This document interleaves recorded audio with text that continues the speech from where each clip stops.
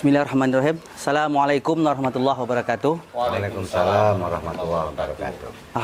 Alhamdulillahillazi anzala ala abdihil kitaba wa lam yaj'al lahu iwaja. Asyhadu an la ilaha illallah wahdahu la syarikalah wa asyhadu anna sayyidina Muhammadan abduhu wa rasuluhu la nabiyya ba'dah. Allahumma shalli wa sallim wa barik ala sayyidina Muhammadin wa ala ahlihi wa sahbihi ajmain.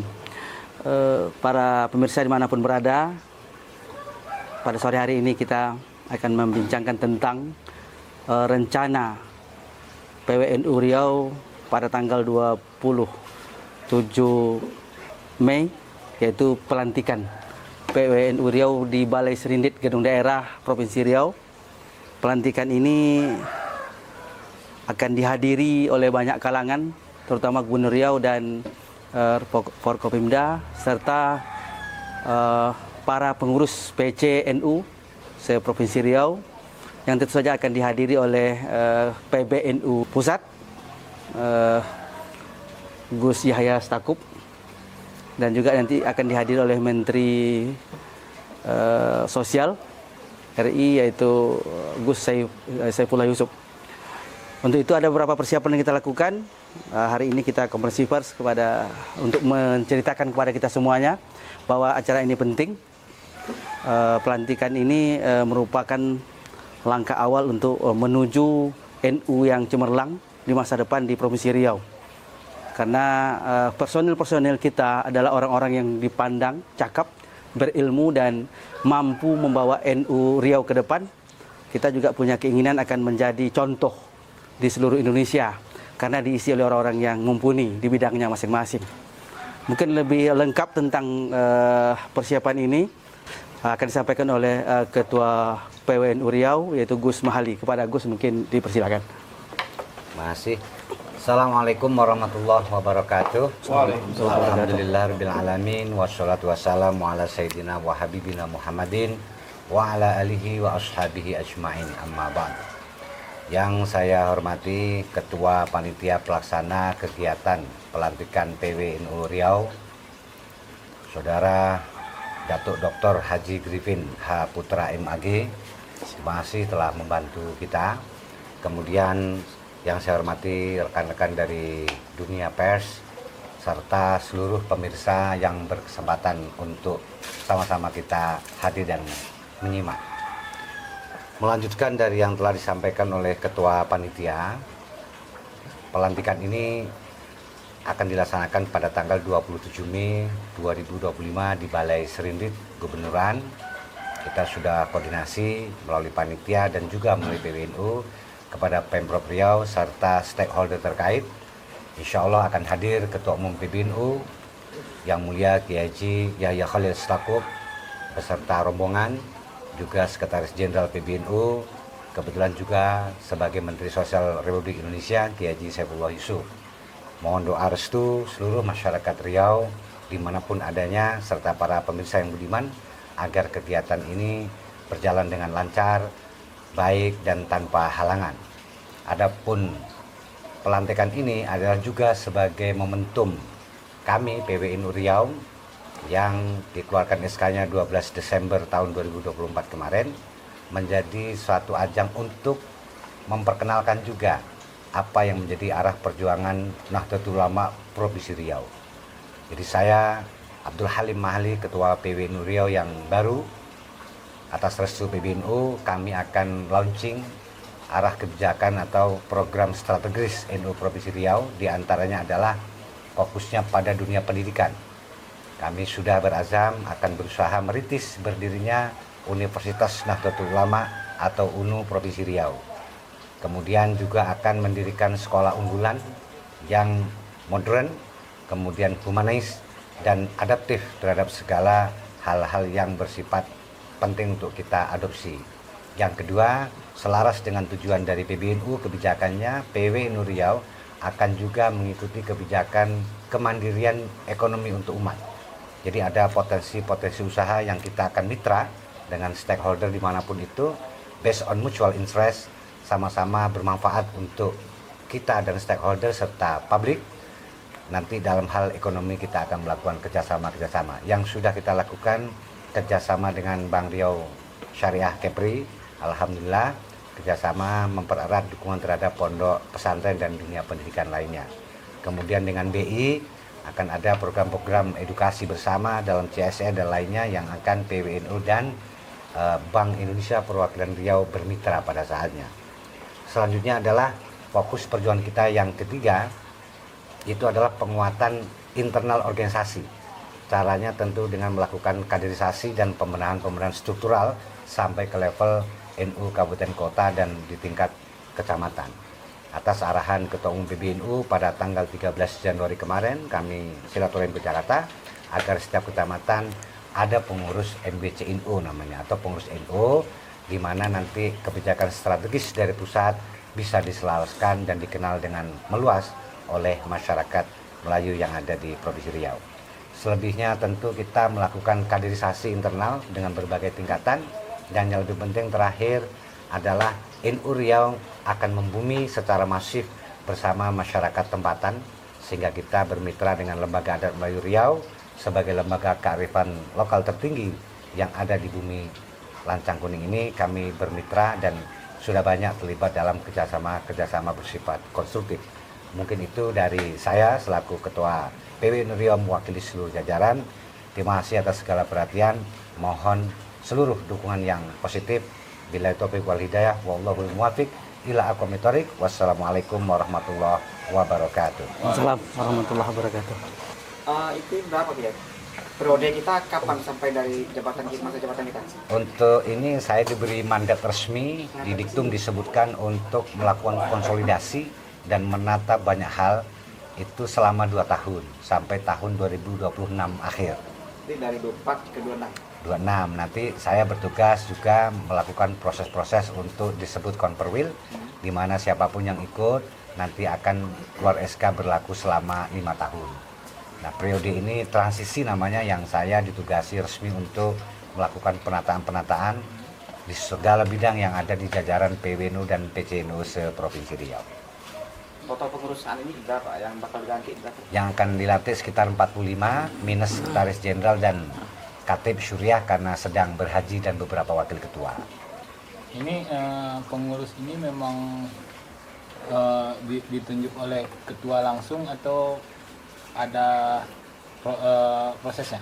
Dalam kelaziman tradisi organisasi dimanapun ada selalu disebut tim formatur, yang intinya adalah seluruhnya adalah kerjasama dan saling bantu.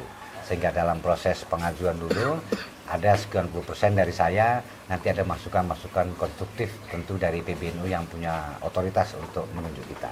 Nanti ke depannya ini kan fokusnya ke dunia pendidikan. Ini sejalan juga dengan Gubernur Riau yang fokus sekali dengan dunia pendidikan ini. Apakah akan ada sinkronisasi antara pemerintah dan Insya Allah. Riau? Saya sudah sampaikan ke Bapak Gubernur tanggal 24 April 2025 kemarin. Beliau kontak saya untuk ketemu, ada beberapa hal kita bicarakan tentang agraria. Kebetulan Menteri ATR hadir, Pak Kiai Nusron. Nah, di situ sebagai kesepakatan dengan Gubernur, saya pun sampaikan bahwa saya akan fokus pada dunia pendidikan, dan beliau juga akan memberikan support dalam arti mungkin meminjamkan lahan yang kosong kita sewa mungkin sekian tahun lamanya untuk kita kemudian mendirikan bangunan yang bersifat digunakan untuk pendidikan.